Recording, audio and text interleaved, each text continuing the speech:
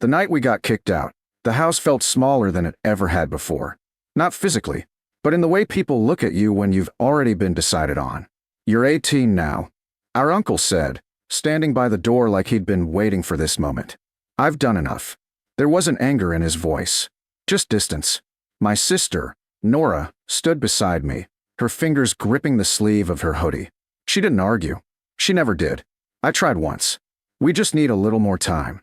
"No," he cut in. Not loud. Just final. That was it. No shouting. No second chances.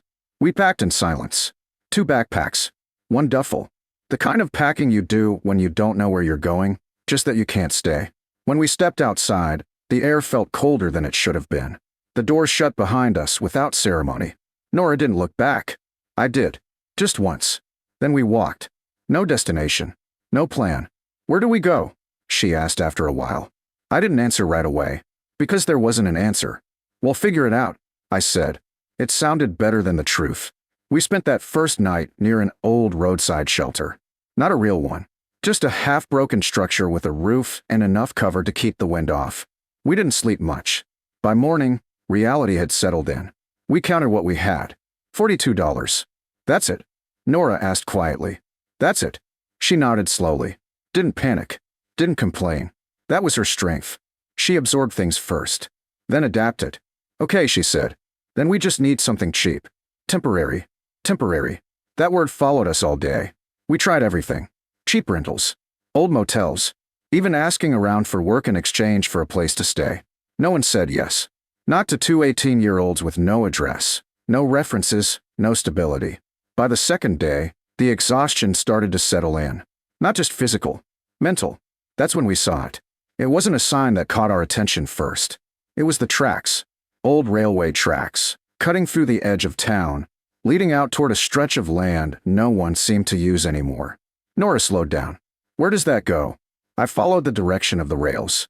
Past the overgrown grass. Past the rusted fencing. And then, we saw it. The train station. It sat alone beside the tracks. Forgotten. The structure was small, but solid. Brick walls, faded and cracked. A roof that sagged slightly, with sections missing tiles. The platform stretched out in front. Uneven, overgrown, parts of it broken. Windows were shattered. Doors barely hanging. It didn't look abandoned in a dramatic way. It looked left behind. "No," Nora said immediately. I didn't respond, because I was already walking toward it. "This is worse than a bad idea," she added, following me reluctantly. This is nothing." I stepped onto the platform. It creaked under my weight, but didn't collapse. That was the first thing I noticed. It still held. I pushed the door open. Inside. Dust. Old wood. Echoes. Benches lined the walls. A ticket counter sat at the far end, its glass shattered. Faded posters clung to the brick, barely visible. Light filtered through broken windows, casting long shadows across the floor. "It's empty," Nora said. Not completely. She looked at me. "You're doing that thing again." "What thing?" Looking at something broken like it's already fixed. I didn't argue, because she wasn't wrong. I walked deeper inside, ran my hand along the wall. Solid. The beams above. Worn, but intact. The structure hadn't collapsed. It had just been ignored. "It's usable," I said. Nora let out a breath. Usable for what? Waiting for trains that don't come anymore. I turned toward her. For something else. She shook her head. "We don't even have a place to sleep. And you're thinking about this?" I looked around again. The space. The structure. The location. Then I said it. "What if we buy it?" Nora stared at me like I'd crossed a line. "With what?" "We still have $42.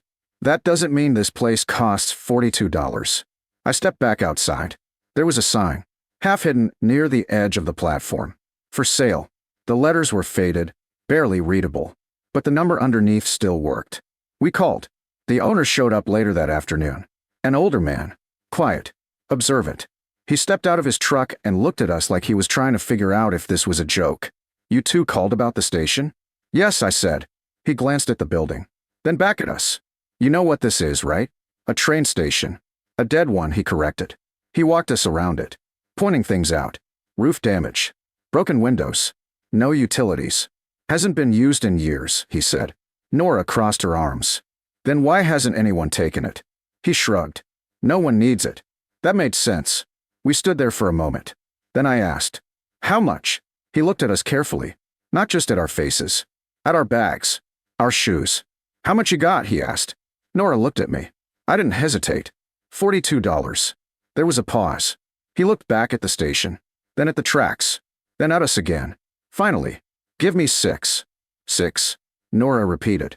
$6, he said. "And it's yours." "Why?" she asked. He shrugged. "Because if I don't sell it, it'll just sit here. And something tells me," he glanced at me, "you're not going to let that happen." $6. We didn't overthink it. We paid. Got a receipt. A set of keys that barely turned. And just like that, we owned an abandoned train station. That night, we sat on the edge of the platform, watching the tracks disappear into the distance. Nora pulled her knees in. "We just bought a train station." "Yeah." "For $6. "Yeah." "We have 36 left." "Yeah." She was quiet for a while. Then, "What now?" I looked back at the building. The broken windows. The empty space. The silence. Then I said the only thing that made sense. We start with what holds. No plan. No guarantees. Just the next step. The wind moved through the open windows behind us. The structure creaked slightly. But it stood. And for the first time since we were kicked out, we weren't looking for somewhere to go. We had something. Even if no one else saw it yet. The first night inside the train station didn't feel like progress. It felt like exposure. The wind didn't knock. It walked in. Through shattered windows, through cracks in the frame, through gaps in the roof. It moved freely, like the building didn't belong to anyone yet. We sat against the far wall, backs to the brick, bags pulled close. Every sound echoed.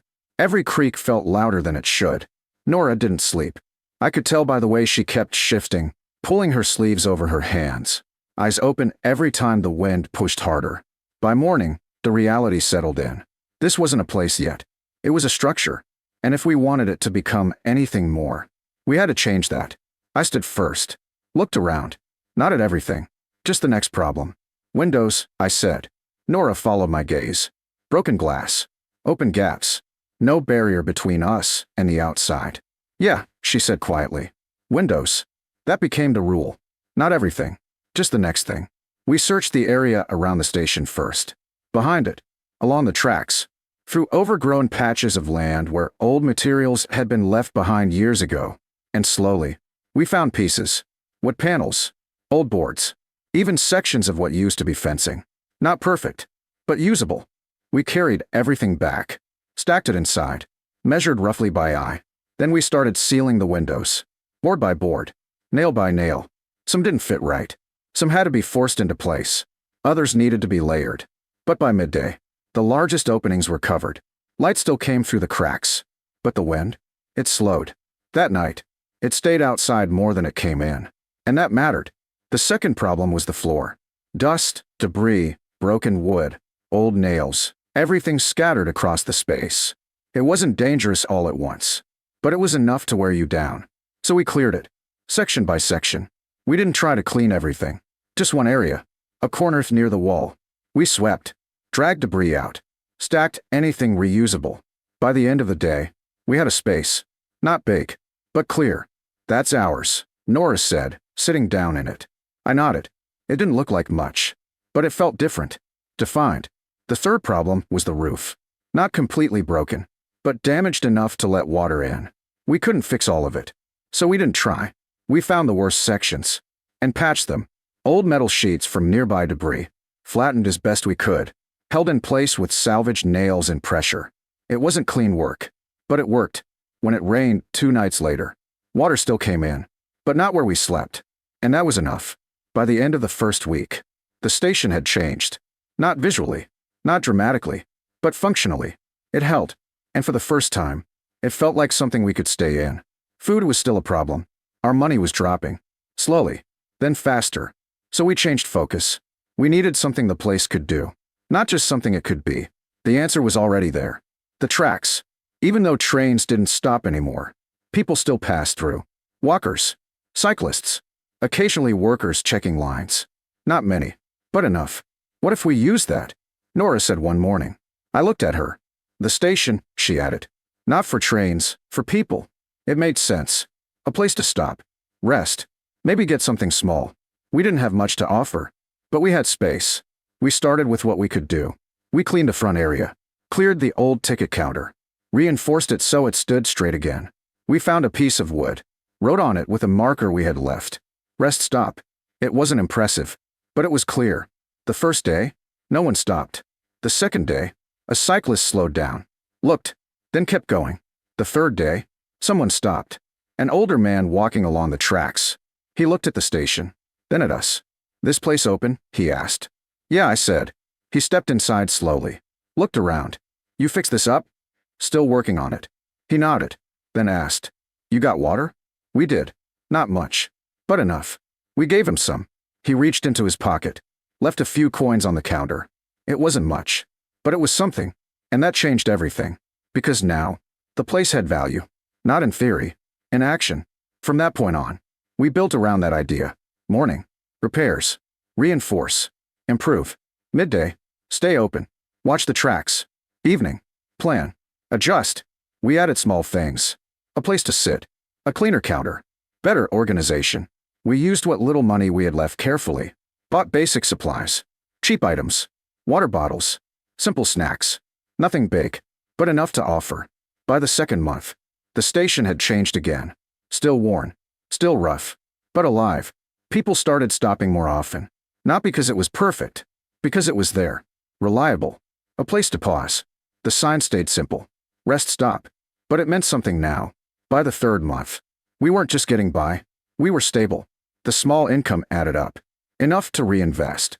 Better materials. Better repairs. We replaced sections of the roof properly.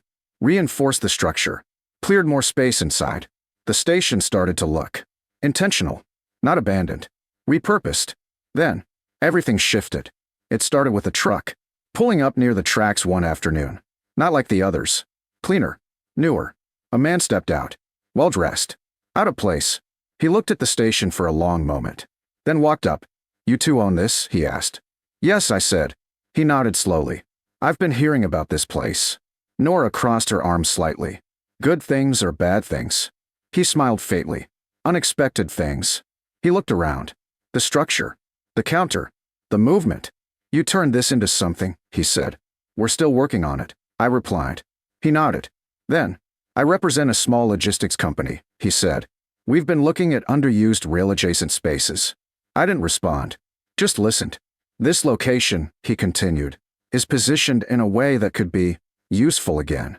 Nora and I exchanged a glance. Not fully understanding yet.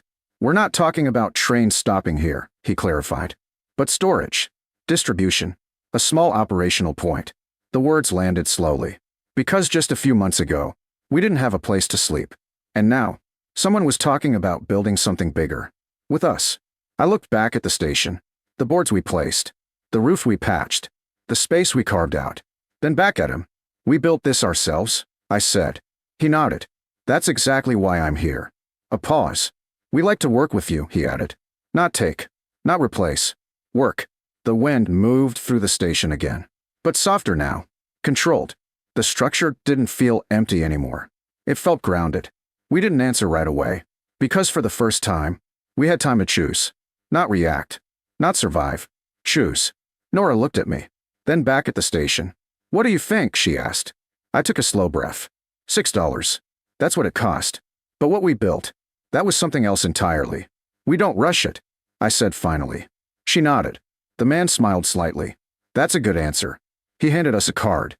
And just like that, he left. No pressure. No urgency. Just possibility. The sun dipped lower behind the tracks, casting long shadows across the platform. The station stood behind us. Still worn. Still imperfect. But strong. And for the first time, it wasn't just something we fixed. It was something that could grow. From nothing. To something. And now, something more.